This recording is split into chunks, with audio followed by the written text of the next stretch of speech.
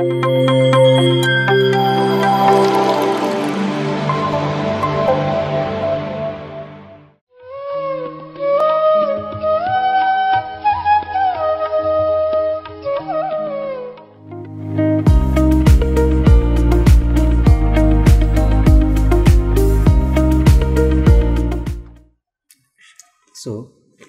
ಇವಾಗ ನೀವು ಧ್ಯಾನನೂ ಮಾಡ್ತಿದ್ದೀರಾ ಸರ್, ನಿಮ್ಮ ಹೇಳಿದರೆ ಒಂದು ರಿಯಲೈಸೇಷನ್ ಬಂದಿದೆ ಅಂತ. ನಾನು ನೋಡ್ತೀನಿ ಸರ್, ನನ್ನ ತಿಳಿದ ಮಟ್ಟಿಗೆ 2002 ಇಂದ ಇವತ್ತಿನವರೆಗೂ ನೋಡ್ತಾನೆ ಇದೆ ನಿಮ್ಮನ್ನು. ಪ್ರತಿದಿನ ಆಲ್ಮೋಸ್ಟ್ ನೋಡಿದಾಗ ಆಲ್ಮೋಸ್ಟ್ 95% 100% ಅಂತಲೂ ಹೇಳ್ಬೋದು ನಾನು. ಎವ್ರಿ ಡೇ ನೀವು ಪಿರಮಿಡ್ಗೆ ಬರ್ತಿರ್ತೀರಿ, ಅಲ್ಲಿ ಬಂದವ್ರನ್ನ ನೀವು ಹೇಳ್ದಂಗೆ ಎಲ್ಲರೂ ಗೈಡ್ ಮಾಡ್ತಿರ್ತೀರಿ, ಪ್ರತಿಯೊಂದು ಅವ್ರಿಗೆ ಮಾರ್ಗದರ್ಶನ ನೀಡ್ತಾನೆ ಇರ್ತೀರಿ ಧ್ಯಾನಕ್ಕೆ ಬಂದಮೇಲೆ. ಸೊ ಇಷ್ಟು ಧ್ಯಾನ ಪ್ರಚಾರ ಮಾಡ್ತಿದ್ದೀರಲ್ಲ ಸರ್, ಪತಂಜಲಿ ಪಿರಮಿಡಲ್ಲಿ ನೀವೆಲ್ಲ ಇದ್ದು ಎಲ್ಲರಿಗೂ ಹೇಳ್ಕೊಡ್ತಿದ್ದೀರಿ. ಈ ಧ್ಯಾನ ಪ್ರಚಾರ ಮಾಡ್ತಿರೋದ್ರಿಂದ ನಿಮ್ಗೆ ಏನು ಅನಿಸ್ತಿದೆ ಸರ್? ಧ್ಯಾನ ಮಾಡಬೇಕಾದ್ರೆ ಎಷ್ಟೊಂದು ತೃಪ್ತಿ ಬಂದಿರ್ಬೋದು, ಬಟ್ ಧ್ಯಾನ ಪ್ರಚಾರ ಮಾಡೋದ್ರಿಂದ ನಿಮ್ಗೆ ಏನು ಅನಿಸ್ತಾ ಇದೆ? How you are feeling sir? ಈಗ ಯಾವಾಗ ಅಲ್ಟಿಮೇಟ್ ಗೊತ್ತಾದಾಗ, ಆ ಪರಮಸತ್ಯ ಏನು ಗೊತ್ತಾಗೈತೆ, ಇತರರಲ್ಲಿರೋದು ಕೂಡ ನಾನೇ ಅಂತ ಗೊತ್ತಾದಾಗ ನೀನು ಯಾರಿಗೇನು ಮಾಡ್ತಾಯಿಲ್ಲ. ಈ ಜಗತ್ತು ಪತ್ರಿಜಿಯವರು ಮಾಡಿರೋದೇನು ನಾನು ಇತರರಿಗೆ ಮಾಡ್ತಾಯಿನಂತ ಮಾಡಿಲ್ಲ, ಎಲ್ಲರಲ್ಲಿರೋದು ನಾನೇ, ಈ ಬ್ರಹ್ಮಾಂಡದ ಎಲ್ಲದರಲ್ಲಿರೋದು ನಾನೇ. ಅದಕ್ಕೆ ನಮ್ಮ ಆನಂದ ಅನ್ನೋದು ಇತರರ ಮೇಲೆ ಆಧಾರಪಟ್ಟಿರುತ್ತೆ. ನಾವು ತಗೊಂಡಾಕ್ಕಿಂತ ಹಂಚಿದಾಗ ಆನಂದ ಜಾಸ್ತಿ ಇರುತ್ತೆ, ಕೊಟ್ಟಾಗ ಆನಂದ ಜಾಸ್ತಿ ಇರುತ್ತೆ, ತಗೊಂಡಾಗ ಆನಂದ ಇರೋದಿಲ್ಲ, ಹಂಚಿದಷ್ಟು ಆನಂದ. ಎಂಥ ಆತ್ಮೀಯರ ಜೊತೆ ಈಗ ನಾವು ವೃತ್ತಿಯಲ್ಲಿ ಡಿಸ್ಟರ್ಬೆನ್ಸ್ ಇರುತ್ತೆ, ಲಾಭ ನಷ್ಟ ಇರುತ್ತೆ, ಆದರೆ ನಾವು ಯಾವಾಗ ಅದು ರಿಲ್ಯಾಕ್ಸೇಷನ್ ಸಿಗುತ್ತೆ ಅವೆಲ್ಲ ಮರೆತು ಬಿಡ್ತೀವಿ. ಅಂದರೆ ಧ್ಯಾನಿಗಳ ಜೊತೆ ನಾವೆಲ್ಲ ಒಂದು ಒಳ್ಳೆಯ ವಿಷಯಗಳನ್ನ ಚರ್ಚೆ ಮಾಡಿಕೊಂಡಾಗ ಇವೆಲ್ಲ ಮರೆತು ಬಿಡ್ತೀವಿ, ಮತ್ತು ನಾವು ರಿಚಾರ್ಜ್ ಆಗ್ತೀವಿ. ವಾರಕ್ಕೊಂದು ಸಲ ಯಾವಾಗ ನಾವು ಡೈಲಿ ಒಂದು 150-200 ಮೆಂಬರ್ಸ್ ಬರ್ತಾರೆ ಎವ್ರಿ ಸಂಡೇ. ಮತ್ತು ಮಾರ್ನಿಂಗ್ ಡೈಲಿ ಬಂದು ಒಂದು 50 ಮೆಂಬರ್ಸ್, ಈವ್ನಿಂಗ್ 50 ಮೆಂಬರ್ಸ್ ಬಂದು ಧ್ಯಾನ ಮಾಡ್ಕೊಂಡು ಹೋಗ್ತಿರ್ತಾರೆ. ಒಳ್ಳೆ ಲೈಬ್ರರಿ ಇದೆ, ಒಳ್ಳೆ ಬುಕ್ಸ್ ಇದ್ದಾವೆ, ಪ್ರತಿಯೊಬ್ಬರಿಗೆ ಕೂಡ ಒಬ್ರಿಗೊಬ್ರು ಶೇರ್ ಮಾಡ್ಕೊಳ್ತೀವಿ ಅನುಭವಗಳು. ಇದಕ್ಕಿಂತ ಜೀವನ ಏನಿದೆ? ಬೆನಿಫಿಟ್ ಇದೆ, ಬೆನಿಫಿಟ್ ಇಲ್ದಂಗೆ ಯಾರೂ ಮಾಡ್ತಾಯಿಲ್ಲ. ಬೆನಿಫಿಟ್ ಸಿಕ್ಕರೇನೆ ನಿಮಗೆ, ಇನ್ನೊಂದು ಯಾರಿಗೂ ಮಾಡ್ತಾಯಿಲ್ಲ. ನನಗೂ ಕೂಡ ಭಾಳ ಜನ ಹೇಳ್ತಿರ್ತಾರೆ, ಸೂರ್ಯನಾರಾಯಣ ಸರ್ ಭಾಳ ಅದ್ಭುತವಾಗಿ ನಮಗೆ ಮಾಡ್ತಾಯಿದ್ದಾರೆ, ಅಂದರೆ ಯಾರನ್ನೂ ಉದ್ಧಾರಕ್ಕೆ ನಾನು ಮಾಡ್ತಾಯಿಲ್ಲ, ನನಗಿದರಲ್ಲಿ ಆನಂದ ಸಿಗ್ತಾಯಿದೆ. ಪತ್ರಿಜಿ ಆಗಿರಲಿ, ನಾನಾಗಲಿ, ನೀವಾಗಲಿ, ಆನಂದ ಸಿಗದಿದ್ದರೆ ಯಾರು ಇನ್ನೊಬ್ಬ ಏನೂ ಮಾಡೋದಲ್ಲ. ಆ ಹೇಳೋದ್ರಲ್ಲಿ ಮಾಡೋದ್ರಲ್ಲಿ ಆನಂದ ಸಿಗ್ತಾ ಇದ್ದದ್ರಲ್ಲಿ ಆನಂದ ಕೊಡೋನು ಯಾರು? ಒಳಗಡೆ ಇದ್ದಾನೆ ಅಂತರಾತ್ಮ. ಎಸ್, ಪ್ರೊಸೀಡ್, ಅದ್ಭುತವಾಗಿ ಮಾಡ್ತಾಯಿದ್ದೆ, ನಾನು ಇದೇನು ಹೋಗಂತದೆ. ಅದೇ ಕೃಷ್ಣ ಭಗವದ್ಗೀತೆ ಸಾರಾಂಶ ಎಲ್ಲ ಅದೇ. ನೀನು ಮಾಡ್ತಾವಾಗ ನಾನು ಇದ್ದೇನೆ ಅಂತಂದರೆ ಮಾಡೋದು ಮಾಡಿದ್ರೆ ಪಡೆಯೋದು ಪಡಿತೀವಿ. Yes sir. ಪತಂಜಲಿ ಪಿರಮಿಡ್ ಆದಮೇಲೆ ಬಳ್ಳಾರಿಯಲ್ಲಿ ನೆಕ್ಸ್ಟ್ ಮತ್ತೆ ನೀವು ಇನ್ನು ಎಲ್ಲೆಲ್ಲಿ ಧ್ಯಾನ ಪ್ರಚಾರ ಶುರು ಮಾಡಿದ್ರಿ ಸರ್? ಸೆಂಟರ್ಸ್ ಎಲ್ಲ ಹೆಂಗೆ ಬೆಳೀತಾ ಬಂದು ಸರ್? ಬಿಕಾಸ್ ಇವಾಗ ನೋಡಿದ್ರೆ ಭಾಳಷ್ಟು ಪಿರಮಿಡ್ಸ್ ಆಗಿದೆ. ಇಷ್ಟು ಪಿರಮಿಡ್ಸು ಇಷ್ಟು ಬರಲಿಕ್ಕೆ ಏನು ಸರ್? ಪ್ರತಿಯೊಬ್ಬರು ಜ್ಞಾನಿಗಳು ಜಾಸ್ತಿ ಆದರು. ಪ್ರತಿಯೊಬ್ಬರಿಗೇನು ನಾವೊಂದು ಪಿರಮಿಡ್ ಕಟ್ಕೋಬೇಕಂತೇಳಿ ಅವರಿಗೆ ಸ್ಫೂರ್ತಿ, ನಾವೊಂದು ಪಿರಮಿಡ್ ಮಾಡ್ಕೋಬೇಕು, ನಾವೊಂದು ಪಿರಮಿಡ್ ಅಂತೇಳಿ. ಇನ್ನೊಂದು ಏನಂತಂದರೆ, ಬಳ್ಳಾರಿಯಲ್ಲಿ ಆಲ್ಮೋಸ್ಟ್ ಒಂದು 5 lakhs ಪಾಪ್ಯುಲೇಷನಲ್ಲಿ ಮೋರ್ ದೆನ್ 2.5 lakhs ಜನರಿಗೆ ಧ್ಯಾನ ಪರಿಚಯ ಇದೆ. ಪಿರಮಿಡ್ ಅಂದರೆ ಎಲ್ಲ ಆಧ್ಯಾತ್ಮಿಕ ಸಂಸ್ಥೆಗಳಿಗಿಂತ ಇಲ್ಲಿ IAS ಆಫೀಸರ್ ಹಿಡ್ಕೊಂಡು ರಿಕ್ಷಾದವರಿಗೆ ಕೂಡ ಇಲ್ಲಿ ಬಳ್ಳಾರಿಯಲ್ಲಿ PSSM ಬಗ್ಗೆ ಗೊತ್ತಿದೆ, ಎಲ್ಲರಿಗೂ ಗೊತ್ತಿದೆ. ಆಲ್ಮೋಸ್ಟ್ ರಿಕ್ಷಾದವ್ರು ಕೂಡ ಬರ್ತಾರೆ ಇಲ್ಲಿ ರಿಕ್ಷಾ ಹಾಕ್ಕೊಂಡು ಹೆಂಡತಿ ಮಕ್ಕಳ ಜೊತೆ. ಬಳ್ಳಾರಿ ಜೈಲಲ್ಲಿ ಮಾಡಿದ್ದಾರೆ, ಔಟ್ಸ್ಕಟ್ಸಲ್ಲಿ ಮಾಡಿದ್ದಾರೆ. ಮತ್ತು ನಾವು ಪತ್ರಿಜಿಯವರ ಕನಸೇನು ಧ್ಯಾನ ಕರ್ನಾಟಕ ಆಗಬೇಕಂಬುದು. ಬಳ್ಳಾರಿ ಇಲ್ಲಿ 30 ಡಿಸ್ಟ್ರಿಕ್ಸ್ ಇದೆ, 31 ಡಿಸ್ಟ್ರಿಕ್ಸ್. ಬರೀ ಬಳ್ಳಾರಿ ಒಂದು ಎಷ್ಟು ವರ್ಷ ಇದೇ ಮಾಡ್ಕೊತ ಹೋದರೆ ಏನೈತಿ? ಎಲ್ಲ ಕಡೆ ಬೆಳಿಬೇಕಲ್ಲ, ಎಲ್ಲ ಪ್ರತಿಯೊಂದರಲ್ಲಿ ಆಗಬೇಕು. ನಾನು ಅದೇ ಹೇಳ್ತಾ ಇದ್ದೆ, ಈ ಜಗತ್ತು ವಿಶಾಲವಾಗಿದೆ, ನೀವು ಇಲ್ಲೇ ಎಲ್ಲ ಸೇರಿಕೊಂಡು 30-20 ಪಿರಮಿಡಲ್ಲಿ ಏನೂ ಉಪಯೋಗ ಇಲ್ಲ. ಪತ್ರಿಜಿಯವರು ಅವಕಾಶ ಕೊಟ್ಟಿದ್ದಾರೆ, PSM ಅವಕಾಶ, ಎಲ್ಲರೂ ಹೊರಗಡೆ ಹೋಗ್ರಿ ಅಂತೇಳಿ. ನಾನು ವಿಲೇಜ್ಗಳಲ್ಲಿ ಬಳ್ಳಾರಿ ಸರೌಂಡಿಂಗ್ ಭಾಳ ಮಾಡಿದ್ದೇನೆ. Year 2000, 2001, 2002. Okay sir. Okay. 2009, 11, 10 3 years ಹೆಚ್ಚಿಗೆ ನಾನು ಮಾಡಿರೋದು ಇಲ್ಲಿ ರಾಂಪುರ ಮಂಡಲ ಅಂತಂದಿದೆ. ರಾಂಪುರ, ಸರ್. ಅಲ್ಲಿ ಸುಮಾರು 10 ಹಳ್ಳಿಗಳಲ್ಲಿ ಮಂಡಲ ಧ್ಯಾನಗಳು. ಬೆಂಗಳೂರು ರೋಡಲ್ಲಿ 10 ಹಳ್ಳಿಗಳಲ್ಲಿ ಡೈಲಿ ಮಾರ್ನಿಂಗ್ ಒಂದು ಕಡೆ, ಈವ್ನಿಂಗ್ ಒಂದು ಕಡೆ. ಬಳ್ಳಾರಿಯಿಂದ ಎಲ್ಲರನ್ನು ಮಾಸ್ಟರ್ನ ಕಳಿಸ್ತಿದ್ದೆ. ಬಳ್ಳಾರಿ ಸುತ್ತಮುತ್ತಲ ಈಗೆಲ್ಲ ಬಳ್ಳಾರಿ ತಾಲೂಕು ಆಲ್ಮೋಸ್ಟ್ ಎಲ್ಲ ಕೂಡ ಇದಾಗಿದ್ದಾವೆ. ಈಗ ಎಲ್ಲ ಕಡೆ ಪಿರಮಿಡ್, ವಿಲೇಜ್ಗಳಲ್ಲಿ ಪಿರಮಿಡ್ಗಳು ಬಂದಿದ್ದಾವೆ. ಇನ್ನೊಂದು ಇದರಲ್ಲಿ ಆನಂದ ಸಿಗ್ತಾಯಿದೆ, ಖರ್ಚಿಲ್ಲ. ಪ್ರತಿಯೊಬ್ಬರು ಒಂದು ಈ ಪಿರಮಿಡ್ ಕಟ್ಕೊಳ್ಬೇಕೆಂಬುದೇ ಒಂದು ಹೆಮ್ಮೆ. ಹೌದು ಸರ್. ಇವತ್ತು ಬೆಳೀತಾ ಇದ್ರಿ. ನಾನೇನಂತಂದರೆ, ಪತಂಜಲಿ ಧ್ಯಾನ ಕೇಂದ್ರ ಅಂದರೆ ಒಂದು ಮಾಸ್ಟರ್ನ ತಯಾರು ಮಾಡೋ ಒಂದು ಫ್ಯಾಕ್ಟ್ರಿ ಇದು. Correct sir. ನಾನು ಮೆಡಿಟೇಟರ್ಸನ್ನು ಬರೀ ಟೈಮ್ ಪಾಸಿಗೆ ಬರೋರು ಮಾಡ್ತಾಯಿಲ್ಲ, ಪರ್ಫೆಕ್ಟ್ ಮಾಸ್ಟರ್ಸ್ ರೆಡಿ ಮಾಡ್ತಾಯಿದ್ದೇನೆ. ಅಂದರೆ ಅದರ ಸತ್ಯ ಗೊತ್ತಾಗಬೇಕು, ಅವರು ಆ ಸ್ಥಿತಿ ಕನೆಕ್ಟ್ ಆಗಬೇಕು, ಅಂಥವ್ರನ್ನೇ ಲೈಕ್ ಮಾಡ್ತೀನಿ ನಾನು, ಅಂಥವ್ರನ್ನ ತಯಾರು ಮಾಡ್ತೇನೆ. ಇವತ್ತು ಅದ್ಭುತವಾಗಿ ಅವರವರು ಹೊರಗಡೆ ಹೋಗಿ ಅದ್ಭುತವಾಗಿ ಮಾಡ್ತಾಯಿದ್ದಾರೆ ಸರ್. ಈಗ ಒಂದು ಸ್ಕೂಲಲ್ಲಿ ಒಬ್ಬ ಟೀಚರ್ ತನ್ನ ಸ್ಟೂಡೆಂಟ್ಸನ್ನು ಸರಿಯಾಗಿ ಮಾಡಿದ್ರೆ ಅವರು ಎಲ್ಲೋ ದೇಶ ವಿದೇಶಗಳು ದೊಡ್ಡ ದೊಡ್ಡ ಕಂಪ್ನಿಗಳಿಗೆ ಸಿ ಹೋಗ್ತಾರೆ. ಆವಾಗ ಟೀಚರ್ಗೆ ಎಷ್ಟು ಆನಂದ ಆಗುತ್ತೆ. ನನಗೆ ಕೂಡ ಇವತ್ತು ನಾನು ಆ ಪಿರಮಿಡಲ್ಲಿ ಮಾಡಿದ್ರು ಕೂಡ ಇವತ್ತು ಇಷ್ಟು ಜನ ಮಾಸ್ಟರ್ಸ್ ಹೋಗಿ ಎಲ್ಲ ಕಡೆ ಮಾಡ್ತಾಯಿದ್ದಾರೆ. ನಾರ್ತ್ ಕರ್ನಾಟಕದಲ್ಲಿ ಆಗ್ತಾಯಿದೆ. ಇವತ್ತು ನಾರ್ತ್ ಕರ್ನಾಟಕದಲ್ಲಿ ಕೂಡ ಭಾಳ ಅದ್ಭುತವಾಗಿ ಡೆವಲಪ್ ಆಗಿದೆ. ಅಲ್ಲಿಂದ ಮಾಸ್ಟರ್ಸ್ ಗದಗ ಆಗಲಿ, ಕೊಪ್ಪಳ ಆಗಲಿ, ಬಿಜಾಪುರ, ಬಾಗಲಕೋಟೆ, ಬೆಳಗಾವಿ, ರಾಯಚೂರು, ಈ ಸರೌಂಡಿಂಗ್ ಅದ್ಭುತವಾಗಿ ಎಲ್ಲ ಕಡೆ ಸೆಂಟರ್ಸ್ ಆಗ್ತಾಯಿದ್ದಾವೆ. ಈ ಲಾಸ್ಟ್ 2 ಇಯರ್ಸಿಂದ ಕೂಡ ಕೂಡಲ ಸಂಗಮದ ಕಾರ್ಯಕ್ರಮ ಆದಮೇಲೆ ಅದ್ಭುತವಾಗಿ ನಾರ್ತ್ ಕರ್ನಾಟಕದಲ್ಲಿ ಧ್ಯಾನದ ಬಗ್ಗೆ ನಮಗಿಂತ ಜಾಸ್ತಿ ಆಸಕ್ತಿ ಆಗಿದೆ. ಧ್ಯಾನ ಮಾಡಬೇಕು ಅಂತೇಳಿ. ಅದಕ್ಕಾಗಿ ಯಾವ ವ್ಯಕ್ತಿ ಆಗಲಿ ಒಂದು ಸಕ್ಸಸ್ ಫೇಲ್ಯೂರ್ ಅನ್ನೋದು ಒಂದು ಕೆಲಸ ಅಂದರೆ ಆ ವ್ಯಕ್ತಿಯ ಮಾಡುವ ಕೆಲಸದ ಹಿಂದಿನ ಉದ್ದೇಶ ಒಳ್ಳೆಯದಿದ್ದರೆ 100% ಸಕ್ಸಸ್ ಆಗುತ್ತೆ. ಎಕ್ಸಾಂಪಲ್ ಪತ್ರಿಜಿ. ಮತ್ತು ಅವ್ರ ಹಿಂದೆ ಬೆಳೆದ ನಾನು ಮಾಸ್ಟರ್ ಆಗಿ ನನ್ನ ಇಂಟೆನ್ಷನ್ ಪ್ರತಿಯೊಬ್ಬರು ಬೆಳಿಬೇಕು. ಸಿಟಿನಿಂದ ಹೇಳಿದ್ರು, ಸಹನಿಂದ ಹೇಳಿದ್ರು, ಯಾವ ರೀತಿ ಹೇಳಿದ್ರು ಕೂಡ ನನಗೆ ಬೆಳಿಬೇಕೆಂಬುದು ಒಂದೇ ಇರುತ್ತೆ. ಹಿಂಗೆ ಇರಬೇಕು, ಬೆಳಿಬೇಕು. ನೀವು ಜೀವನ ಅನ್ನೋದು ನಿನ್ನೆ ರೀತಿ ಇವತ್ತಿರಬಾರ್ದು, ಇವತ್ತಿನ ಥರ ನಾಳೆ ಇರಬಾರ್ದು. ಡೇ ಬೈ ಡೇ ಪ್ರೋಗ್ರೆಸ್ ಇರಬೇಕು. ಈ ಜಗತ್ತಿನಲ್ಲಿ ಕೊಡೋನು ಯಾರೂ ಇಲ್ಲ. ಇದೆಲ್ಲ ಓಪನ್ ಮಾರ್ಕೆಟ್ ಇದ್ದಂಗೆ ಎಲ್ಲ ಅವಕಾಶಗಳಿದ್ದಾವೆ ನಮಗೆ ಇಲ್ಲಿ ಬೆಳೆಯೋದಕ್ಕೆ. ಅವಕಾಶಗಳನ್ನು ಸರಿಯಾಗಿ ಉಪಯೋಗಿಸ್ಕೊಂಡು ಅದ್ಭುತವಾಗಿ ಜೀವನ ಸುಧಾರಿಸ್ಕೋಬೇಕು. ಅಂಥ ಅವಕಾಶ ಮೆಡಿಟೇಷನ್ ಕೊಡುತ್ತೆ. PSSMಲ್ಲಿ ಇವೆಲ್ಲ ಅವಕಾಶಗಳಿದ್ದಾವೆ. ಒಳ್ಳೆ ಬುಕ್ಸ್ ಇದ್ದಾವೆ, ಒಳ್ಳೆ ಮಾಸ್ಟರ್ಸ್ ಇದೆ. ಮುಖ್ಯವಾಗಿ ಸಾಧನೆ ಇಂಪಾರ್ಟೆಂಟು. ಸಾಧನೆ ಮಾಡ್ದಂಗೆಲ್ಲ ಒಳಗಡೆ ಇದ್ದಾನಲ್ಲ ಅವನು ನೋಡ್ಕೊಳ್ತಾನೆಲ್ಲ. ನಿಮಗೆ ಏನು ಬೇಕೋ ಅವನು ನಿಮ್ಮಿಂದ ಒಳ್ಳೆ ಕೆಲಸ ಮಾಡಿಸಿ ಅವನ ಕೀರ್ತಿ ತರೋಂಥ ಕೆಲಸ ಮಾಡ್ತಾನೆ. ಅದಕ್ಕಾಗಿ ಮಾಡ್ತಾ ಹೋಗ್ತಿರಬೇಕು. ಇನ್ನೊಂದು ಪ್ರಶ್ನೆ ಸರ್, ಬಹಳಷ್ಟು ಮಾಸ್ಟರ್ಸ್ಗೆ ಪತ್ರಿಜಿ ಅವರು ನೀನಿದು ಮಾಡು ಅಂತ ಹೇಳ್ತಿರ್ತಾರೆ. ಹೌದು. ಇನ್ನು ಕೆಲವರು ಏನಾದರೂ ಮಾಡಬೇಕಾದ್ರೆ ಇದು ಒದ್ದಾಯ, ಇದು ಬೇಡ ಅಂತ ಹೇಳ್ತಿರ್ತಾರೆ. ಹೌದು. ಬಹಳ ಜನಕ್ಕೆ ಹೇಳಿ this is your life purpose ಅಂತ ಹೇಳ್ತಾರೆ. ಹೌದು. ಸೊ ಆ ಥರ ನಿಮ್ಗೆ ಏನಾದರೂ ಗೈಡ್ ಮಾಡಿದ್ದು ಉಂಟಾ ಸರ್? ಅಂದರೆ ನೀನು ಇದು ಮಾಡಬೇಕು, ಇದೇ ಮಾಡಬೇಕು ಅಂತ ಪತ್ರಿಜಿ ಸರ್ ಏನಾದರೂ ನಿಮ್ಗೆ ಹೇಳಿದ್ದು ಉಂಟಾ? ಪತ್ರಿಜಿ ಅವ್ರಿಗೆ ನಾನು ಏನು ಮಾಡಂತ ಹೇಳಿಲ್ಲ. ಎಲ್ಲರಿಗೂ ಹೇಳಿದ್ರೆ ನನಗಂತೂ ಹೇಳಿಲ್ಲ. ಯಾಕಂದರೆ ಪತ್ರಿಜಿ ಅವರಿಗೆ ಒಂದು ಸಲ ನೋಡಿದ್ರೆ ಅವರು ಸ್ಕ್ಯಾನ್ ಮಾಡ್ತಾರೆ ಮನುಷ್ಯನ. ಅವನ ಜನ್ಮ ಪರಂಪರೆ ಎಲ್ಲ ಗೊತ್ತಾಗುತ್ತೆ. ಆದರೆ ಎಲ್ಲಿ ಹೊರಗಡೆ ಬೀಳೋದಲ್ಲ, ಅವರು ಗೊತ್ತಿಲ್ದಂಗೆ ಇರ್ತಾರೆ. ಅವನು ಒಳ್ಳೆಯ ಸ್ಥಿತಿಯಲ್ಲಿದ್ದು ಚೆನ್ನಾಗಿ ಮಾಡ್ಕೊಂಡು ಹೋಗೋವನಿಗೆ ಜಾಸ್ತಿ ಹೇಳೋದಲ್ಲ. ಅವರು ನೋಡ್ತಿರ್ತಾರೆ ಪ್ರತಿಯೊಂದು, ಇವನ ಸ್ಪೀಡ್ ಎಷ್ಟಿದೆ, ಹೇಗಿದ್ದಾರೆ, ಏನಂಬೋದು ಗೊತ್ತು ಅವ್ರಿಗೆ. ಯಾರು ಟ್ಯಾಲೆಂಟ್ ಏನಿದೆ, ಯಾರು ಏನಂಬೋದು. ನಾನಂತೂ ವಾಲಂಟ್ರಿಯಾಗಿ ಮಾಡ್ಕೊಂಡು ಹೋಗ್ತಾಯಿದ್ದೇನೆ. ಪತ್ರಿಜಿ ಅವ್ರು ನನಗೆ ಅದು ಮಾಡು ಇದು ಮಾಡು ಯಾವತ್ತೂ ನಾನು ಹೇಳಿಸ್ಕೊಂಡಿಲ್ಲ. ಅವರು ಕೂಡ ಏನಂದರೆ ಸ್ಪೀಡ್ಗೆ ಸ್ವಲ್ಪ ಆವಾಗ ಸಿಟ್ಟಾಗ್ತದೆ ನನ್ನ ಮೇಲೆ. ಆ ಸ್ಪೀಡು ರಿಯಲಿ ಸರ್, ಅವ್ರ ಸ್ಪೀಡು, ನಾನು ಸ್ಪೀಡ್ ಜಾಸ್ತಿ, ನೀವು ಸ್ಪೀಡ್ ಅದಕ್ಕೆ ಕಾಂಬಿನೇಷನ್ ಸ್ಪೀಡ್ ತಂದು ಕೂಡ. ಇವಾಗ ಕೆಲಸ ಅಂದರೆ ಅವತ್ತು ಆಗಬೇಕು, ಹಿಂಗೆ ಇರಬೇಕು ಅನ್ನೋದು ನನ್ನ ಸ್ವಂತ ಕೆಲಸದಲ್ಲಿ ಹಂಗೆ ಇರ್ತದೆ. ನನ್ನ ಪಿರಮಿಡಲ್ಲಿ ಆ್ಯಕ್ಟಿವಿಟೀಸಲ್ಲೇ ನನ್ನ ಸುತ್ತಲೂ ಇರೋ ವ್ಯಕ್ತಿಗಳು ಹಂಗೆ ಇರಬೇಕು. ಡಲ್ ಆಗಿರಬಾರ್ದು, ಆ್ಯಕ್ಟಿವ್ ಆಗಿರಬೇಕು. ಹೌದು ಸರ್, ಆ್ಯಕ್ಟಿವ್ ಇರಬೇಕು, ಬೆಳಿಬೇಕು, ಸಾಧನೆ ಇರಬೇಕು. 10 ಮಂದಿಗೆ ಉಪಯೋಗ ಹಂಗೆ ಇರಬೇಕು. ನನ್ನ ಹತ್ರ ಕೆಲವರು ಬರ್ತಾರೆ, ಭಾಳ ಕಷ್ಟಪಟ್ಟು ಒಂದು 10 ಡೇಸ್ ಅವರಿಗೆ ನಾನು ಕೌನ್ಸಿಲಿಂಗ್ ಮಾಡ್ತೀನಿ. ನೋಡಮ್ಮ, ನನ್ನ ವ್ಯಾಲ್ಯೂಬಲ್ ಟೈಮ್ ನಿನಗೆ ಹೇಳ್ಕೊಡ್ತಾ ಇದ್ದೇನೆಂದರೆ ಲಾಭಕ್ಕಲ್ಲ.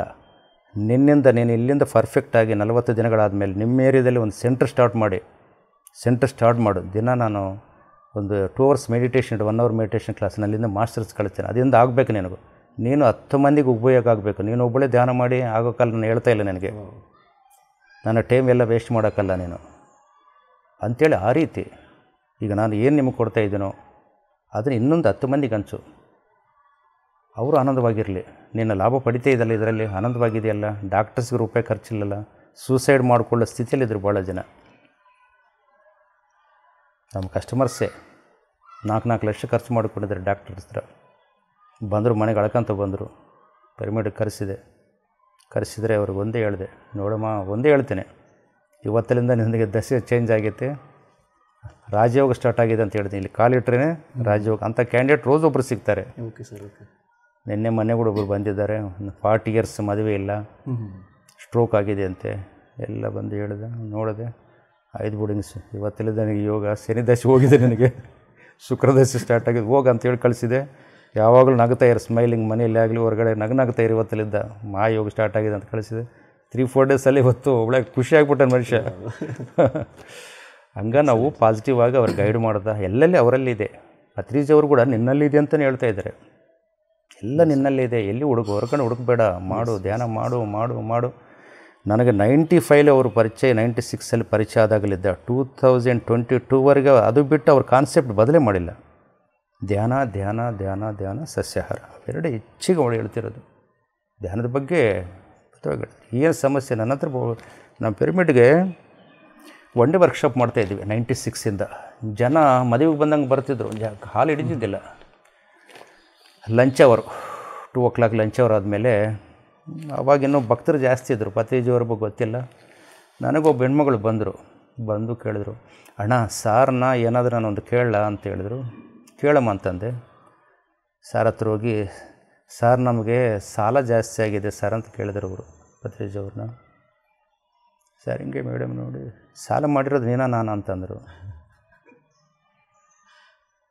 ಗಂಡಲ್ಲೇ ಹೇಳ್ದ, ಸಾಲ ಮತ್ತು ತೀರ್ದಿದ್ರೆ ಗಂಡನ ಮಾರಿಬಿಡು ಅಂತಂದಳು. ಗಂಡಲ್ಲೇ ಇದ್ದು ಏನೇ ತಪ್ಪೇಳಿನ ನಾನು ಅದಿಲ್ಲ. ಮತ್ತು ಗಂಡನ ಜೊತೆ ಹೇಳಿದೆ ಹೆಣ್ತಿನ ಮಾರ್ಬಿಡು ಅಂತಂದ. ಶಾಕಿಂಗ್ ಅಲ್ಲ, ಅಂದರೆ ಸತ್ಯ ಹಂಗೇನೇ ಇರುತ್ತೆ. ಸತ್ಯರಂಜನ ಮಾರಿಲ್ಲ, ನಾನೇನು ತಪ್ಪೇನಯ್ಯ ಅಂದರೆ ಅವ್ರದ್ದು ಒಂದು ಅದ್ಭುತವಾದ ಬ್ರಹ್ಮಜ್ಞಾನ, ಅದ್ಭುತವಾದ ಅಂಥ ಯೋಗಿಗಳ ಹತ್ರ ಭಾಳ ಕೇರ್ಫುಲ್ಲಾಗಿ ಮಾತಾಡಬೇಕು, ಎಚ್ಚರದಿಂದ ಇರಬೇಕು ಅವ್ರ ಹತ್ರ. ಅಷ್ಟು ಈಸಿಯಲ್ಲ ಅವರು, ಎಷ್ಟು ಹತ್ತಿರ ಕರ್ಕೊಳ್ತಾರೋ ಅಷ್ಟು ಸ್ಟ್ರಾಂಗ್ ಇರ್ತಾರೆ. ಭಾಳ ನಡೆದ ಅವ್ರ ಜೊತೆ ನಮ್ಮ ಜರ್ನಿ. ಸರ್, ಇನಿಷಿಯಲ್ ಡೇಸಲ್ಲಿ ಪತ್ರಿ ಸರ್ ಬಗ್ಗೆ ಇವಾಗ ನಮ್ಗೆ ಗೊತ್ತು, ಪತ್ರಿ ಸರ್ ಎಷ್ಟು ಪ್ರಚಾರ ಮಾಡಿದ್ದಾರೆ, ಎಷ್ಟು ಮಟ್ಟಕ್ಕೆ PSM ಬೆಳೆದಿದೆ ಅಂತ. ಬಟ್ ಇನಿಷಿಯಲ್ ಡೇಸಲ್ಲೇ ನಾವು ಕೇಳಿದ್ವಿ ಸರ್, ಅಂದರೆ ಒಬ್ಬರಿಗೆ ಧ್ಯಾನ ಹೇಳ್ಕೊಳ್ಳಿಕ್ಕೆ ಅವ್ರು ಎಷ್ಟೋ ಕಿಲೋಮೀಟರ್ಸ್ ಟ್ರಾವೆಲ್ ಮಾಡ್ತಿದ್ರು, ಎಷ್ಟೋ ಅವ್ರ ಹತ್ರ ವೆಯ್ಟ್ ಮಾಡಿ ಅವರು ಆ ಮನುಷ್ಯ ಬರೋವರೆಗೂ ಇದ್ದು ಧ್ಯಾನ ಹೇಳ್ಕೊಡ್ತಾಯಿದ್ರು ಅಂತ. ಈ ಥರ ಇನ್ಸಿಡೆಂಟ್ಸ್ ಅಂದರೆ ನಮಗೆ ಇವಾಗ ಜನ್ರೇಷನ್ಗೆ, ಇವಾಗ ಹೊಸಬರಿಗೆ ಅಷ್ಟು ಗೊತ್ತಿಲ್ಲ ಸರ್. 1 or 2 ಇನ್ಸಿಡೆಂಟ್ಸ್ ನಿಮ್ಮ ಒಂದು ಅನುಭವದಲ್ಲಿ ಏನಾದರೂ ಹೇಳಿ. ಪತ್ರಿಜಿ ಅವರು ಆ್ಯಕ್ಚುಲ್ 1990 ಅವರು ಸದಾನಂದ ಯೋಗಿ ಕರ್ನೂಲಲ್ಲಿ ಜಾಬ್ ಮಾಡುವಾಗ ಅವರು ಫಸ್ಟು ಯಾರೋ ಅವ್ರ ಕೊಲೀಗ್ ಜೊತೆ ಸ್ವಲ್ಪ ಹೊತ್ತು, ಅವ್ರ ಹೆಸರು ಏನೋ ಇದೆ, ಅವರು ಇಂದ ಸ್ವಲ್ಪ ಇನ್ಸ್ಪೈರ್ ಆಗಿರೋದು. ಆಮೇಲೆ ಸದಾನಂದ ಯೋಗಿ ಒಂದು ಮುನ್ಸಿಪಲ್ ಅರ್ಜಿಯಲ್ಲಿ ಅವರು ಪರಿಚಯ ಆಗಿ ಅವ್ರ ಹತ್ರ ಹೋದಾಗ ಅವ್ರು ಹೇಳ್ತಾರೆ, ಆದಾಗ ನನ್ನ ಹತ್ರ ಬ್ರಹ್ಮಜ್ಞಾನ ಇದೆ, ಅದು ಬಿಟ್ಟು ಬೇರೆ ಹೋಗ್ಬೇಕಾ ಸಿಗೋದಿಲ್ಲ ಅಂದಾಗ ನನ್ನ ಹತ್ರ ಅದೇ ಇದೆ ಅಂತ ಕೇಳ್ತಾರೆ. ಆವಾಗ ಅವ್ರಿಗೆ ಅದು ಹೇಳಿಕೊಡ್ತಾರೆ. ಅವತ್ತಿನಿಂದ ಆಗುತ್ತೆ. ನನಗೆ ಪರಿಚಯ ಆಗಿರೋದು 96, 95ಇಂದ ಅವ್ರ ಬಗ್ಗೆ ಕೇಳಿದ್ದೀನಿ. ಅವರು 91ಇಂದಲೇ ಅವರು ತಿರುಗಾಡಿದ್ದಾರೆ. ಎಲ್ಲಿ ಅಂತಂದರೆ ಗುಂಟಕಲ್ಲು, ಮುಖ್ಯವಾಗಿ ಉರವಕೊಂಡ, ಅನಂತಪುರ, ಕರ್ನೂಲ್ ಅಷ್ಟೇ ಅವ್ರದ್ದು ಜಾಸ್ತಿ ತಿರುಗಾಡಿರೋದು. ಉರವಕೊಂಡಕ್ಕೆ ನಾನು ಲಾಸ್ಟು ಒಂದು 3 years ಬ್ಯಾಕ್ ಹೋಗಿದ್ದೆ. ನಮ್ಮ ರಿಲೇಷನ್ ಮನೆಗೆ ಒಂದು ಫಂಕ್ಷನ್ಗೆ ಹೋದಾಗ ಅಲ್ಲಿ ಉರವಕೊಂಡ ಮಾಸ್ಟರ್ ವೆಂಕಟೇಶ್ ಅವರು ಇದ್ದಾರಲ್ಲ, ಅವ್ರಿಗೆ ಕೂಡ 92ಅಲ್ಲಿ ಪರಿಚಯ ಆಗಿದ್ದಾರೆ. ಮಲ್ಲಿಕಾರ್ಜುನಿಗೆ ಅವ್ರಿಗೆ ಕೂಡ 92ಅಲ್ಲಿ. ವೆಂಕಟೇಶ್ ಅವರು ನಾನು ಹೋಗಿದ್ದನಲ್ಲ ಮನೆ ಉರವಕೊಂಡದಲ್ಲಿ, ಆ ಮನೆಯಲ್ಲಿ ಬಾಡಿಗಿದ್ರಂತೆ. Okay sir, okay.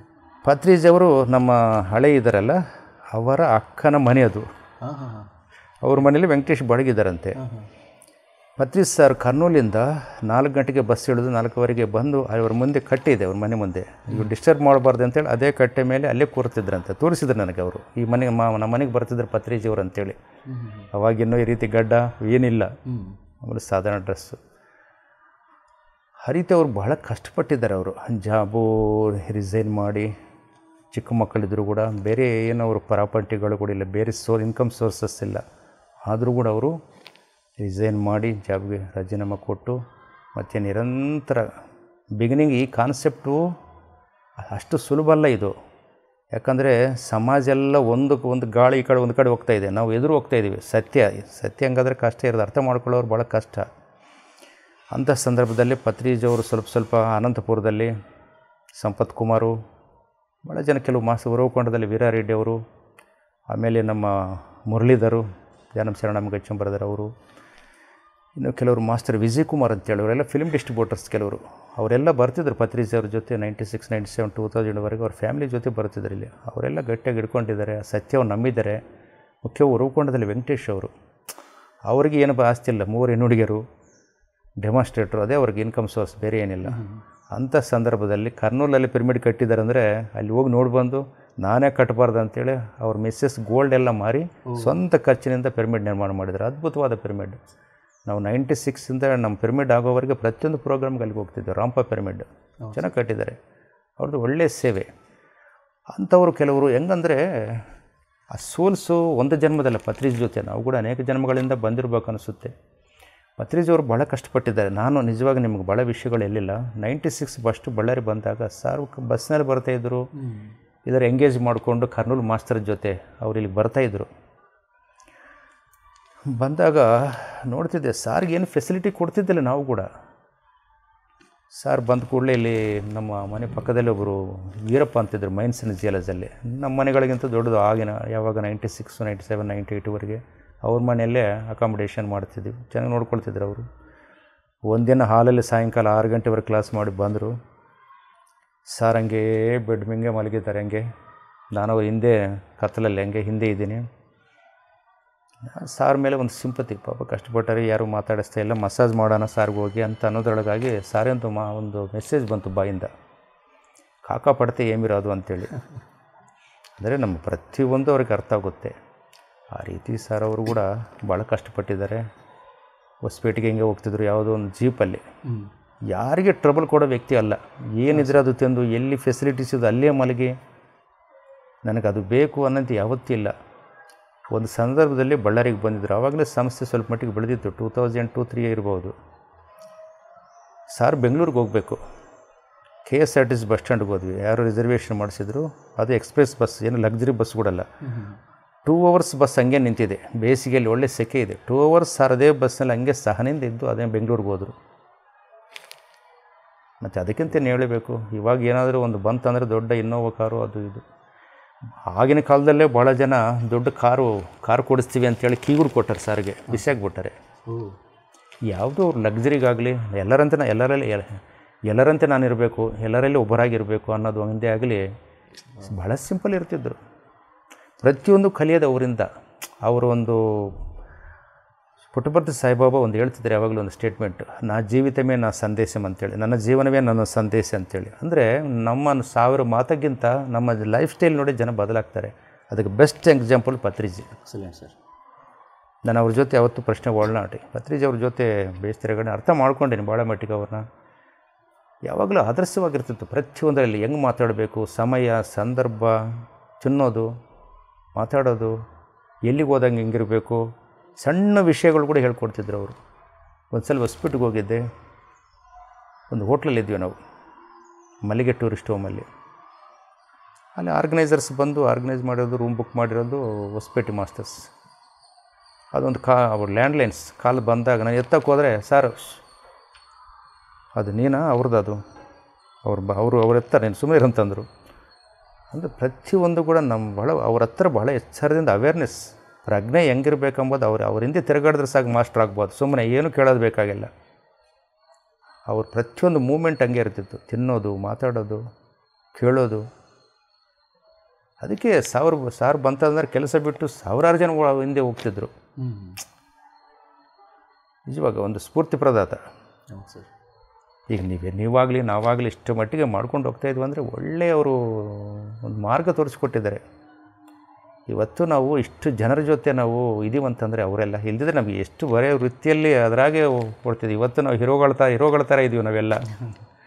ನಾವು ಗುರುಗಳ ಥರ ಆಗ್ಬಿಟ್ಟಿವಿ. ಅನೇಕ ಜನರಿಗೆ ಮಾರ್ಗದರ್ಶನ ಮಾಡ್ತಾಯಿದ್ದೀವಿ. ಅನೇಕ ಕೆಲಸಗಳು ನಮ್ಮಿಂದ ಆಗ್ತಾಯಿದ್ದಾವೆ, ಮಾಡಲು ಪಡ್ತಾ ಇದ್ದಾವೆ ಅಂತಂದರೆ ಮತ್ತು ಅವ್ರು ಕೊಟ್ಟಂಥ ಸ್ಫೂರ್ತಿ ಎಲ್ಲ ಮಾರ್ಗದರ್ಶನ ಎಲ್ಲ. ಅದಕ್ಕಾಗಿ ಅವ್ರ ಬಗ್ಗೆ ಎಷ್ಟು ಹೇಳಿದ್ರು ಕೂಡ 1 ಗಂಟೆ 2 ಗಂಟೆ ಅಲ್ಲ, 1 ವಾರ ಮಾತಾಡಿದ್ರೆ ಸಬ್ಜೆಕ್ಟ್ ಐತಿ.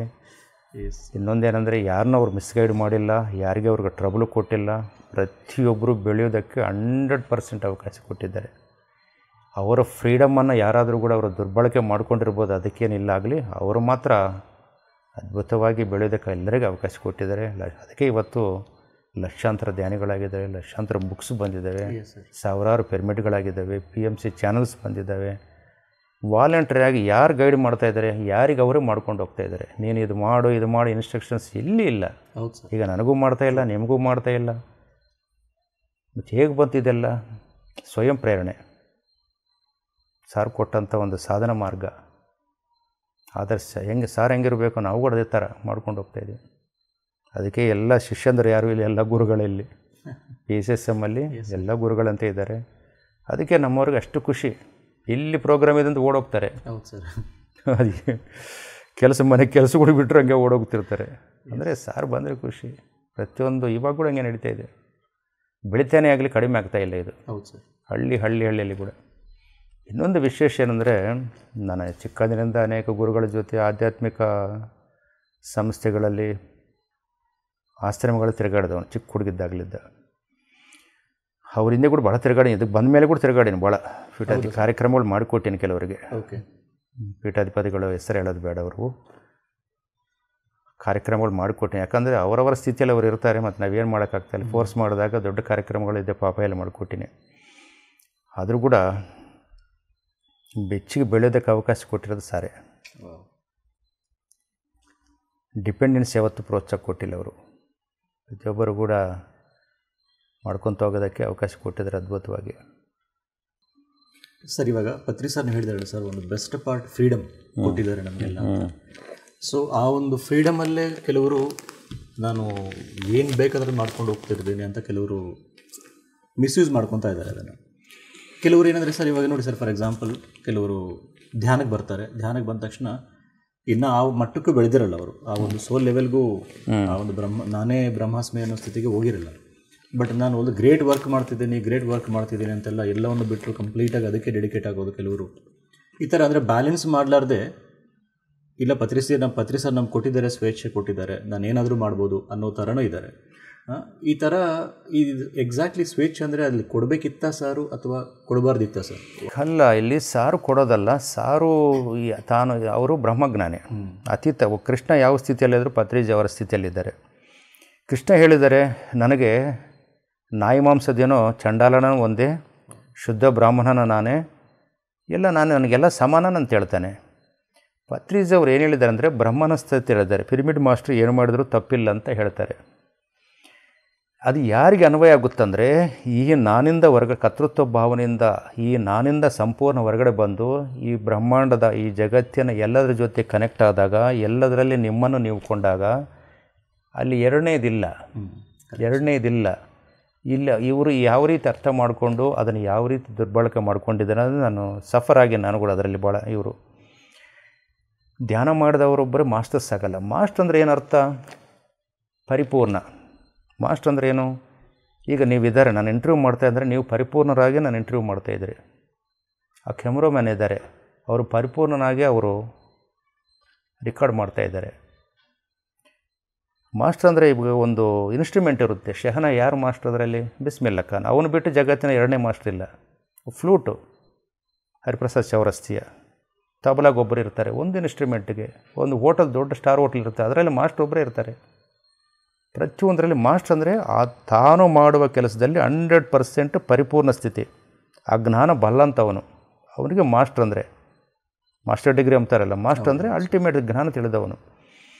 ಅದು ಬಿಟ್ಟು ಧ್ಯಾನ ಮಾಡಿದ ಕೂಡಲೇ ಮಾಸ್ಟರ್ ಆಗ್ತಾರೆ? ಧ್ಯಾನ ಮಾಡಿದವರೆಲ್ಲ ಮಾಸ್ಟರ್ ಅಂದರೆ ಏನರ್ಥ? ಮಾಸ್ಟರ್ ಅಂದರೆ ಅರ್ಥ ತಿಳ್ಕೊಬೇಕು ಫಸ್ಟು. ಪರಿಪೂರ್ಣ ಏನು? ಪರಿಪೂರ್ಣ ನೀನು ಮಾಸ್ಟರ್ ಅಂದರೆ, ಸ್ಪಿರಿಚುವಾಲಿಟಿಯಲ್ಲಿ ಮಾಸ್ಟರ್ ಅಂದರೆ ಈ ಜಗತ್ತಿನ ಒಡೆಯ ಅಂತೇಳಿ. ಈ ಜಗತ್ತಿನ ಎಲ್ಲದರಲ್ಲಿ ತಾನು ನೋಡ್ಕೊಂಡವನೇ. ಎಲ್ಲದರಲ್ಲಿ ನೇನೇ ಇದೆ. ಪವಿತ್ರ ನೇನೆ, ಅಪವಿತ್ರ ನೇನೆ, ಎಲ್ಲ ನೇನೆ, ಎಲ್ಲದರಲ್ಲಿ ನೇನೇ ಇದೆ. ನಿನಗೆ ಎರಡಿಲ್ಲ. ದ್ವಂದ್ವಾತೀತ, ಗುಣಾತೀತ, ಕಾಲಾತೀತ ಸ್ಥಿತಿ ಎಲ್ಲದರಲ್ಲಿ ನೇನಿದೆ. ಆ ಸ್ಥಿತಿಯಲ್ಲಿ ಇದೆಯಾ? ಇದ್ದರೆ ಮಾಸ್ಟ್ರು. ಎಲ್ಲದರಲ್ಲಿ ತಾನಿರಬೇಕು, ಕನೆಕ್ಟ್ ಆಗಿರಬೇಕು. ಅದು ಭಗವದ್ಗೀತೆ ಸಾರಾಂಶ. ಪತ್ರಿಜಿ ಅವರು ಹೇಳಿರೋದು. ಅದಕ್ಕೆ ಹೇಳಿರೋದು, ಕೃಷ್ಣನ ಅರ್ಥ ಮಾಡ್ಕೋಬೇಕಂದ್ರೆ ಕೃಷ್ಣನಿಗೆ ಸಾಧ್ಯ, ಪತ್ರಿಜಿನ ಅರ್ಥ ಬೇಕು ಅಂದರೆ ಪತ್ರಿಜಿ ಸಾಧ್ಯ. ಈ ಜಗತ್ತಿನಲ್ಲಿ ಹೆಂಡತಿಗೆ ಗಂಡ ಅರ್ಥ ಆಗಿಲ್ಲ, ಗಂಡಗೆ ಅರ್ಥ ಆಗಿಲ್ಲ, ಎಲ್ಲ ಅಡ್ಜಸ್ಟ್ಮೆಂಟ್ ಲೈಫೇ. ಅರ್ಥ ಮಾಡ್ಕೊಂಡಾಗ ಅವಶ್ಯಕತೆ ಇದೆ. ಹಂಗೆ ಅಡ್ಜಸ್ಟ್ಮೆಂಟ್ ಲೈಫ್ ಬೇರೆ, ಅಂಡರ್ಸ್ಟ್ಯಾಂಡಿಂಗ್ ಲೈಫ್ ಬೇರೆ. ಈ ಶಿಷ್ಯಂದರು ಕೂಡ, ಫಾಲೋವರ್ಸ್ ಕೂಡ ಆ ಥರ ಇರ್ತಾರೆ. ಅವ್ರು ಏನು ಹೇಳಿದ್ದಾರೆ, ಎಲ್ಲರೂ ಆ ರೀತಿ ಮುಟ್ಟಕ್ಕೆ ಅಷ್ಟು ಈಸಿ ಅಲ್ಲ ಈ ಸಬ್ಜೆಕ್ಟ್. ಇದು ಈ ನಮ್ಮ PSFM ಇನ್ನೂ ಇಷ್ಟು ಮಟ್ಟಿಗೆ ಹೋಗಿದ್ದಾರೆ ಸಾಧನೆ, ಬೇರೆ ಕಡೆ ಎಲ್ಲಿ ಆಗಲ್ಲ. ಎಷ್ಟು ಜನ ಸ್ವಾಮಿಗಳಲ್ಲೇ ಕೇಸುಗಳು, ಕೋರ್ಟ್ಗಳು, ಕಚೇರಿಗಳು ನೋಡ್ತಾ ಇದ್ದೀವಿ. ಭಾಳ ಕಡೆ ಸಮಸ್ಯೆಗಳು ಎಲ್ಲ ಕಡೆ ಇದ್ದಾವೆ. ಅಷ್ಟು ಸುಲಭ ಅಲ್ಲ ಇದು.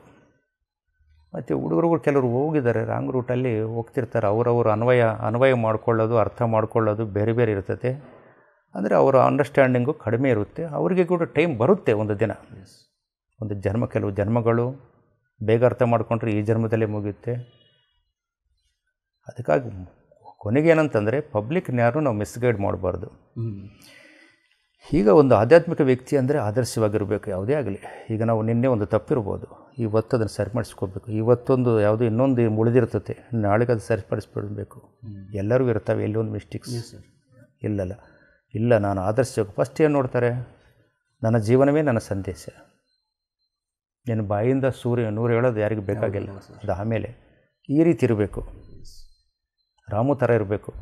ರಾಮು ನೋಡಿದ್ರೆ ಈ ಥರ ಇರಬೇಕು, ಇಷ್ಟು ವಿನಯವಾಗಿರಬೇಕು, ಸಹನೆಯಿಂದ ಇರಬೇಕು, ಈ ರೀತಿ ಸಾಧನೆ ಮಾಡಬೇಕು, ಈ ರೀತಿ ಮಾತಾಡಬೇಕು, ಪ್ರತಿಯೊಂದರಲ್ಲಿ ಆದರ್ಶವಾಗಿ. ಅದನ್ನು ನೋಡ್ತಾರಾಗಲೇ ನಿಮ್ಮ 100 ಮಾತು ಯಾರೂ ಕೇಳೋದಿಲ್ಲ. ನನ್ನ ವಿಷಯ ತಗೊಳ್ರಿ, ಯಾರ ವಿಷಯದಲ್ಲಿ ಫಸ್ಟ್ ಅವ್ರ ಲೈಫ್ ಸ್ಟೈಲ್ ನೋಡ್ತಾರೆ. ಪಬ್ಲಿಕ್ ಕಾಮನ್ ಮ್ಯಾನ್ ಏನು ನೋಡ್ತಾನೆ, ಅವನು ಏನು ಮಾಡ್ತಾ ಇದ್ದಾನೆ, ಏನು ಹೇಳ್ತಾ ಇದ್ದಾನೆ, ಅಷ್ಟು ಸ್ಟಡಿ ಮಾಡ್ತಾರೆ. ಈಗ ಒಂದು ರಾಜಕೀಯದಲ್ಲಿರೋ ವ್ಯಕ್ತಿ ಹೆಂಗನ್ನಿರಲಿ ಅವನ ಬಗ್ಗೆ ಹಚ್ಕೊಳ್ಳೋದಿಲ್ಲ.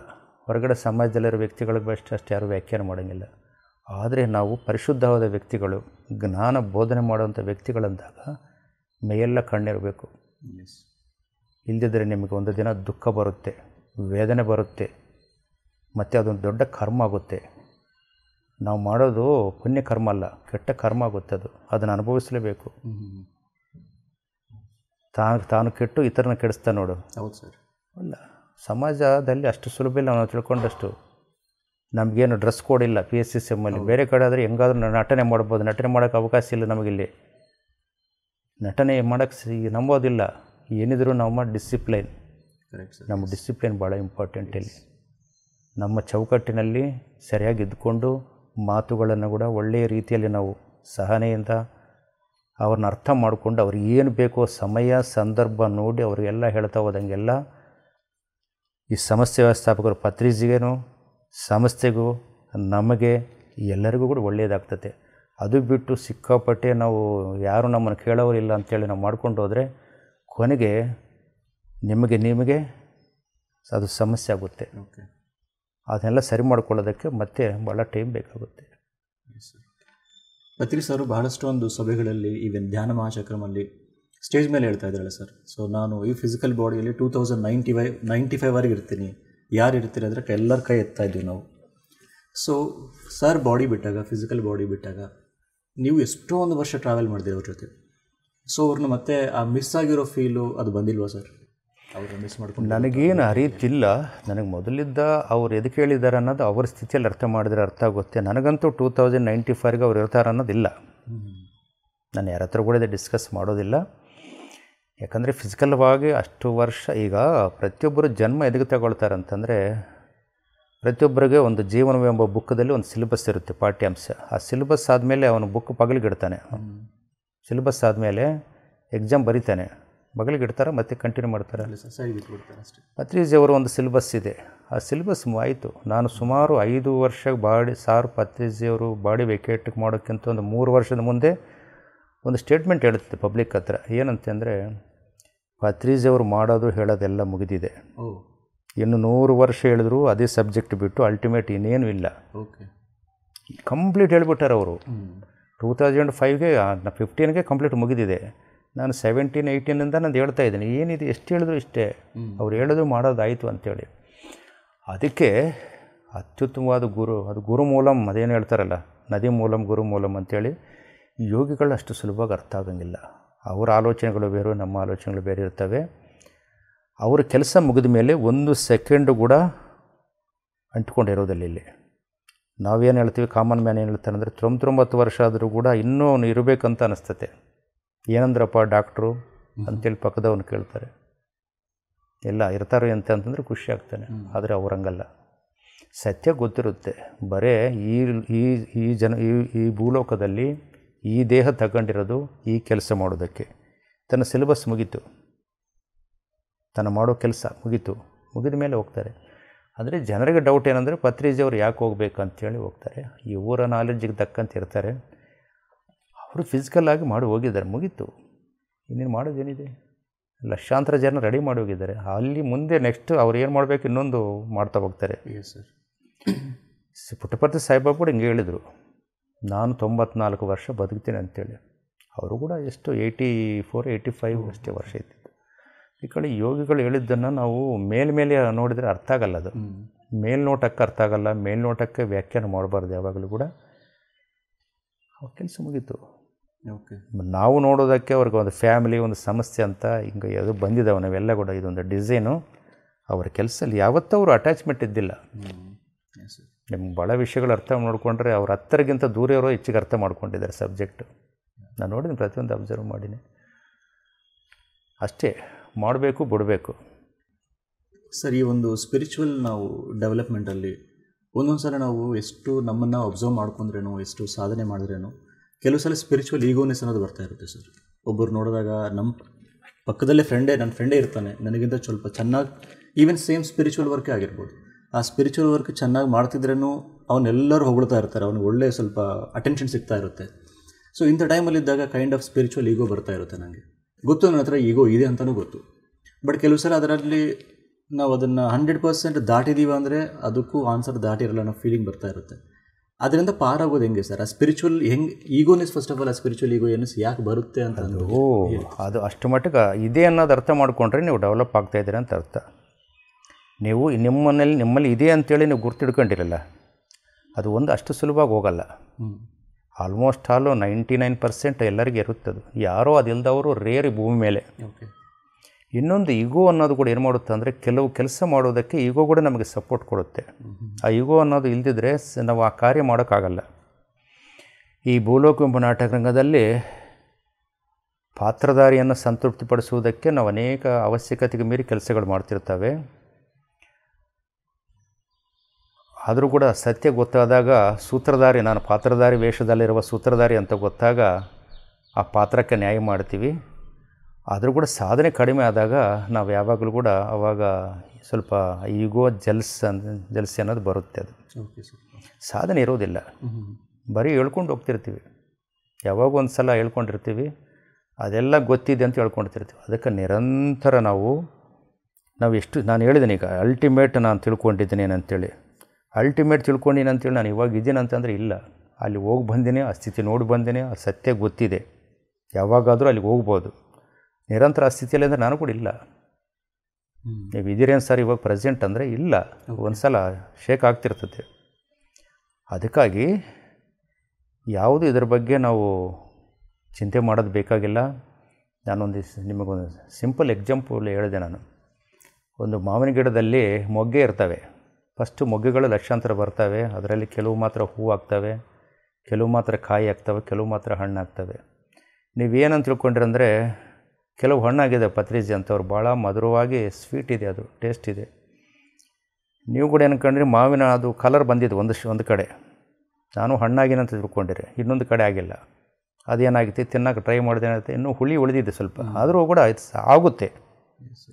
ಪತ್ರಿಜಿ ಆಗಿನಿ ಅಂತೇಳಿ ನೀನು ಆಗಬೇಕು ಅಂಬೋದು ಏನಿಲ್ಲ. ಆ ಜರ್ನಿ, ಆ ವೇಯಲ್ಲಿ ಇದ್ದೀವಿ. ಅವ್ರು ಮುಂದೋಗಿದ್ದಾರೆ, ನಾವು ಹಿಂದೆ ಬರ್ತಾಯಿದ್ದೀವಿ. ಅದಕ್ಕಾಗಿ ಮೊಗ್ಗೆ ಸ್ಥಿತಿಯನ್ನು ಆಸ್ವಾದನೆ ಮಾಡಬೇಕು, ಕಾಯಿ ಸ್ಥಿತಿಯಲ್ಲಿ ಕಾಯಿ ಸ್ಥಿತಿನ ಆಸ್ವಾದನೆ ಮಾಡಬೇಕು, ಹಣ್ಣಿನ ಸ್ಥಿತಿಯಲ್ಲಿ ಹಣ್ಣನ್ನು ಆಸ್ವಾದನೆ ಮಾಡಬೇಕು. ಹಣ್ಣಾದ ಮೇಲೆ ಏನು ಉಳಿದಿದೆ? ಪಾತ್ರ ಮುಗೀತಲ್ಲ. ಇಲ್ಲಿ ಭೂಲೋಕಕ್ಕೆ, ಗಿಡಕ್ಕೆ, ಕಣ್ಣಿಗೆ ಲಿಂಕ್ ಹೋಯಿತು. ಏನು ಪಾತ್ರ ಮುಗೀತು. ಅದಕ್ಕೆ ಈ ನಾಟಕರಂಗದಲ್ಲಿ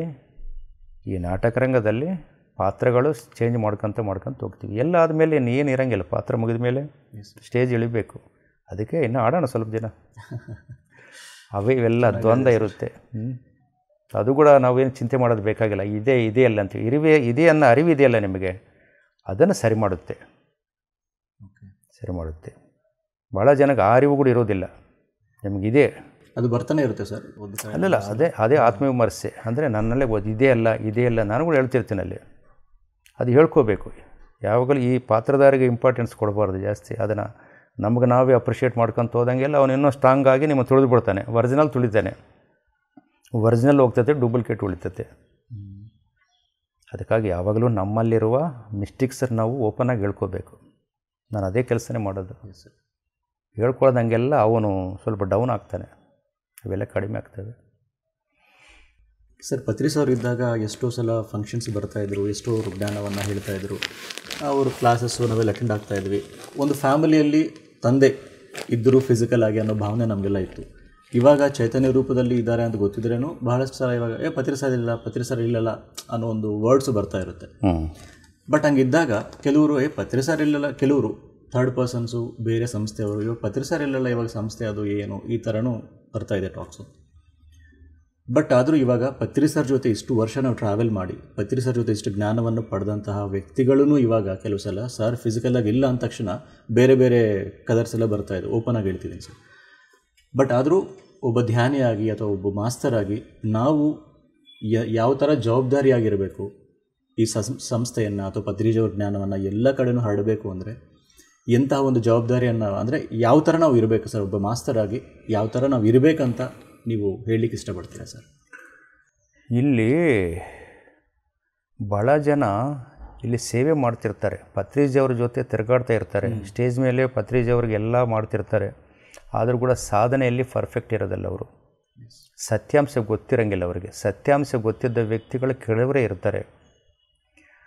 ಸತ್ಯಾಂಶ ಗೊತ್ತಿರೋ ವ್ಯಕ್ತಿ ಯಾವಾಗಲೂ ಕೂಡ ಅದು ನಾವು ಪತ್ರಿಜಿಗೆ ಏನೂ ಮಾಡ್ತಾಯಿಲ್ಲ. ಪತ್ರಿಜಿಯವರು ಏನು ಮಾಡ್ತಾಯಿದ್ದಾರೋ, ಏನು ತಿಳ್ಕೊಂಡಾರೋ, ಅವರ ಇನ್ಸ್ಪಿರೇಷನಿಂದ, ಅವರು ಕೊಟ್ಟ ಮಾರ್ಗದರ್ಶನದಿಂದ ನಾನೇನು ತಿಳ್ಕೊಂಡಿನೋ ಅದನ್ನು ಫಾಲೋ ಆಗ್ತಾ ಇತರರಿಗೆ ನಾವು ಅದನ್ನೇ ಸರಿಯಾದ ರೀತಿಯಲ್ಲಿ ಬೋಧನೆ ಮಾಡ್ಕೊತ ಹೋಗ್ತೀವಿ. ನಾವು ಯಾವ ರೀತಿ ಇದ್ದರೆ ನಮ್ಮ ಸುತ್ತಲಿನ ವ್ಯಕ್ತಿಗಳು ಅಂಥವ್ರು ತಯಾರಾಗ್ತಾರೆ. ಅದಕ್ಕಾಗಿ ಒಂದು ಗಿಡದ ಮೇಲೆ, ಮಾವಿನ ಗಿಡದ ಮೇಲೆ 1000 ಹೂವು ಬಂದರೆ ಅದರಲ್ಲಿ ಕೆಲವೇ ಕಾಯಿ ಆಗ್ತವೆ, ಅದರಲ್ಲೇ ಹಣ್ಣು ಕೂಡ ಕೆಲವೇ ಆಗ್ತವೆ. ಪ್ರತಿಯೊಬ್ಬರು ಆಗಬೇಕಂಬೋದೇನಿಲ್ಲ. ಅದಕ್ಕಿನ್ನೂ ಟೈಮ್ ಇದೆ. ಅನೇಕ ಭೂಲೋಕಮ್ಮ ನಾಟಕರಂಗದಲ್ಲಿ ಅನೇಕ ಪಾತ್ರಗಳಿರ್ತವೆ. ನಮ್ಮ ಪಾತ್ರವನ್ನು ನಮ್ಮ ತಂದೆಯೋ ನಮ್ಮ ತಾತ ಪಕ್ಕದ ಮನೆಯವರು ಯಾರೂ ಮಾಡೋಂಗಿಲ್ಲ.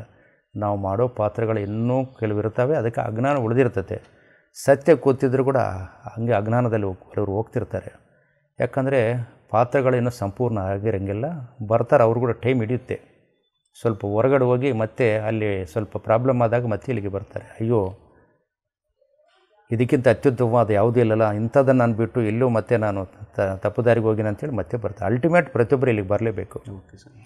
ಯಾಕಂದರೆ ಇಲ್ಲಿ ಗುರು ಅನ್ನೋದಿಲ್ಲ, ಸಂಸ್ಥೆ ಅನ್ನೋದಿಲ್ಲ, ವಾಲಂಟ್ರಿಯಾಗಿ ಮಾಡ್ಕೊಂಡು ಹೋಗ್ತಾಯಿದ್ವಿ ಎಲ್ಲರೂ ಕೂಡ. ಇಲ್ಲಿ ಯಾರನ್ನ ಈಗ ನಿಮ್ಗೆ ಯಾರಾದರೂ ಗೈಡ್ ಮಾಡಿದಾರಾ, ಈ ಥರ ಹೇಳ್ರಿ ಅಂತ ಆರ್ಡರ್ ಮಾಡಿದಾರಾ?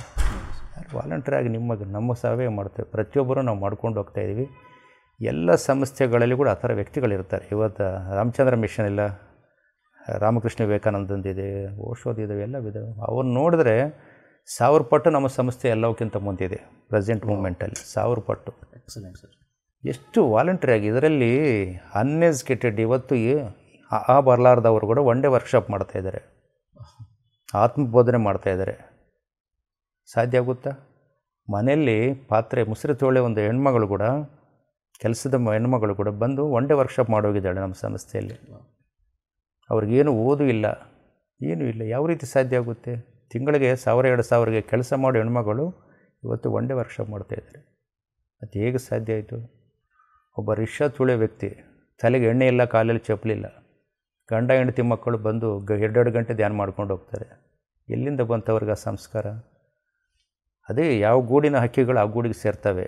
ಯಾರ್ಯಾರ ಸಂಸ್ಕಾರ, ಯಾರ್ಯಾರು ಮೆಚ್ಯೂರಿಟಿ ಇರುತ್ತೆ ಸೋಲು ಅಂಥವು ಸೆಲೆಕ್ಟ್. ಈ ಭೂಲೋಕ ಎಲ್ಲ ಓಪನ್ ಮಾರ್ಕೆಟ್ ಇದು. ಅವರವ್ರು ಸೆಲೆಕ್ಟ್ ಮಾಡ್ಕೊಳ್ತಾರೆ, ಕೆಲವರು ಬಿಟ್ಟು ಹೋಗ್ತಾರೆ. ಏನು ನಷ್ಟ ಇಲ್ಲ.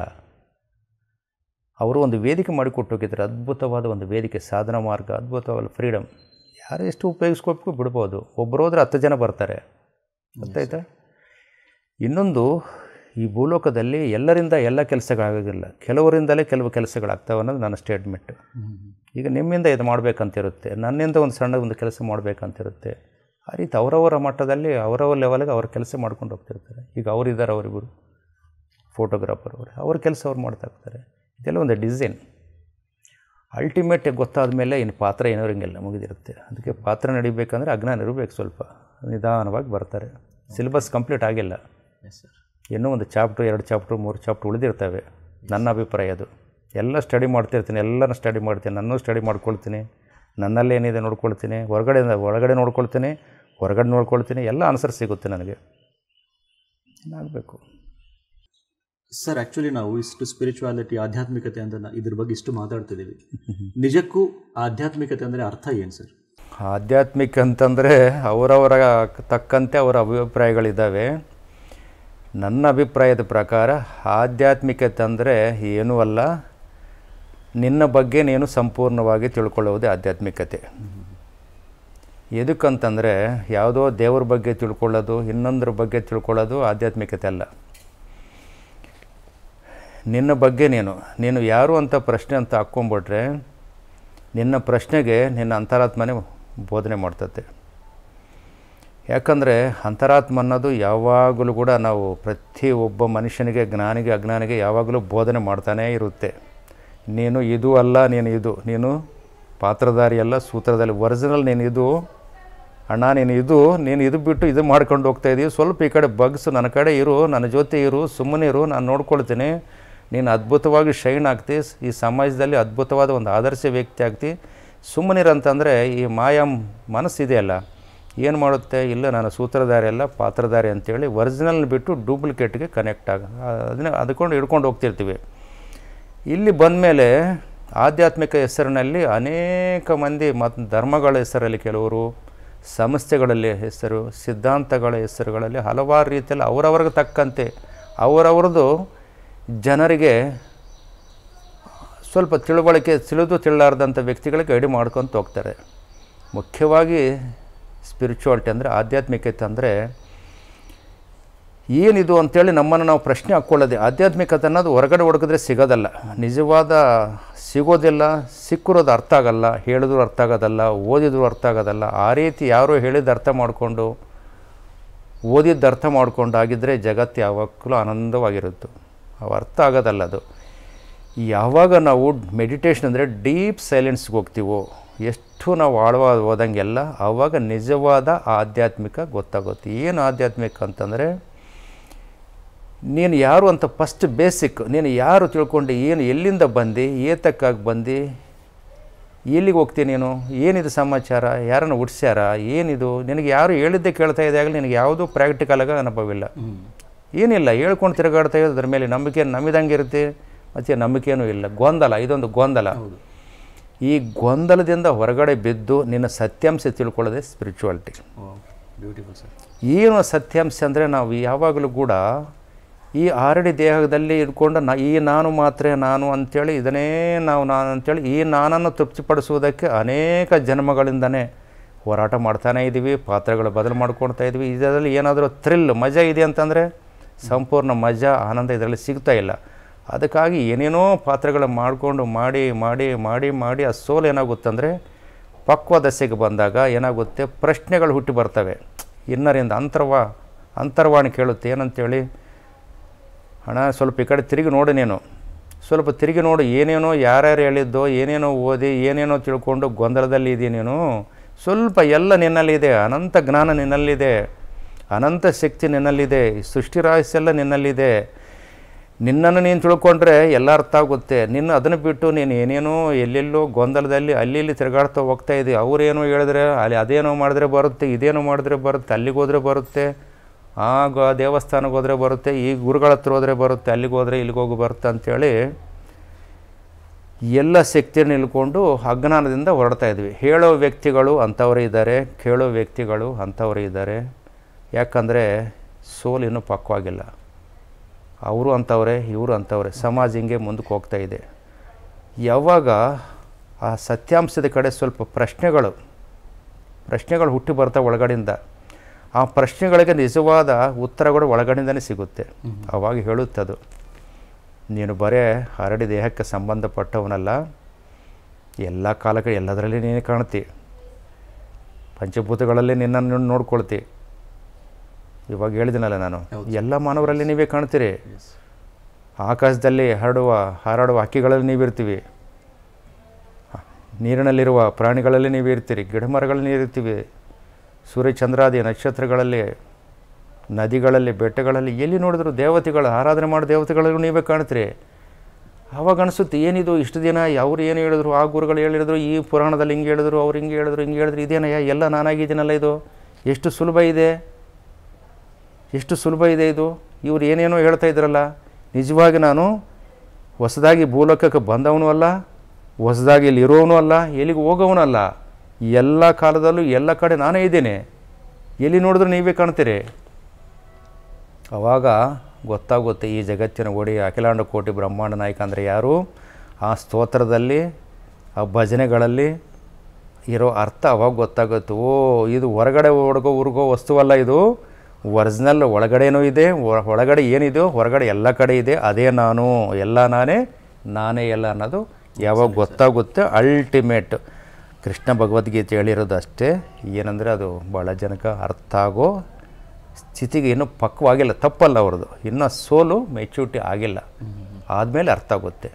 ಅದಕ್ಕಾಗಿ ನಾನು ಹೇಳ್ತಾ ಇದ್ದೇನೆ, ನಾಟಕ ರಂಗ ಆಗೋವರೆಗೆ ಕೂಡ ಇನ್ನೂ ಪಾತ್ರಗಳಾಗಬೇಕು ಹಂಗೆ ಅಂಥೇಳಿ. ಇನ್ನೊಂದು ಮೆಸೇಜ್ ನಾನು ಹೇಳೋದೇನಂತಂದರೆ, ನೀವು ಎಷ್ಟು ಬುಕ್ ಓದಿದ್ರು,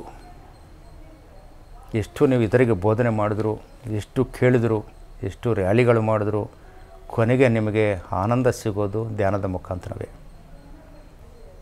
ಧ್ಯಾನ ಮಾಡೋ ವ್ಯಕ್ತಿಗಳು ಯಾವ ಸಂಕಲ್ಪ ಬೇಡ, ವಿಕಲ್ಪ ಬೇಡ, ಕೋರಿಕೆಗಳು ಬೇಡ, ಸಮಸ್ಯೆ ಸಲುವಾಗಿ ನೀವು ಧ್ಯಾನ ಮಾಡಬೇಡ್ರಿ. ಓನ್ಲಿ ನೀವು ಧ್ಯಾನ ಮಾಡಿ ಆನಂದವಾಗಿರೋದಕ್ಕೆ ಒಂದೇ ಧ್ಯಾನ ಮಾಡಿರಿ.